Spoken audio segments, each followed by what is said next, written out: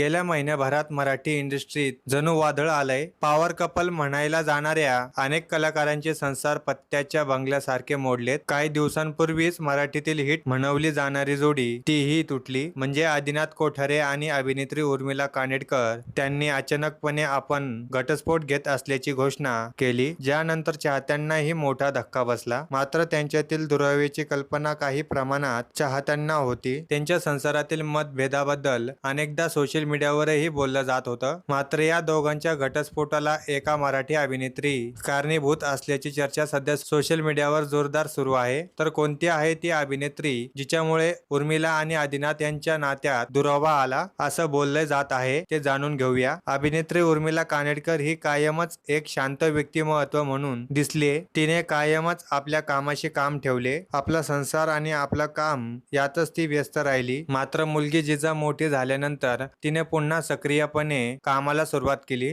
अशातच आता आदिनाथ आणि ती एकत्र राहत नसल्याच्या बातम्या येत होत्या. अखेर त्यांनाही आपण घटस्फोट घेत असल्याचं स्पष्ट केलं. त्यानंतर उर्मिलाही याबद्दल काही बोलली नव्हती. मात्र आता उर्मिलाने केलेली पोस्ट चर्चेचा विषय ठरले. उर्मिलाने स्टोरी शेअर करत परिस्थिती हाताळण्याची कर्माची एक आश्चर्यकारक आणि अनोखी ही पद्धत असते. तुम्हाला फक्त एकच गोष्ट करायची असते, आपण फक्त मागे होऊन बसायचं आणि बघायचं. एकंदरीतच तिने कर्म आपलं काम योग्य रीतीने करतो असं या पोस्टमधून सुचवलं. आता ही पोस्ट नेमकं कोणासाठी तिने टाकली आहे हे स्पष्ट नसलं तरीही या पोस्टचा रोग एका अभिनेत्रीकडे असल्याचं नेटकऱ्यांचं म्हणणं आहे. एका अभिनेत्रीमुळेच आदिनाथ आणि तिच्या संसारात दुरावा आला असल्याचं बोललं जात आहे. सध्या अभिनेत्री अमृता खानवेलकर आणि तिचा पती हिमांशू मल्होत्रा यांच्यातही घटस्फोटाच्या चर्चा सुरू आहेत. त्यामुळे ती अभिनेत्री अमृता तर नाही ना असं बोललं जात आहे. उर्मिलाने कोणाचं नाव घेतलं नसलं तरीही उर्मिलाचा रोग कोणाकडे आहे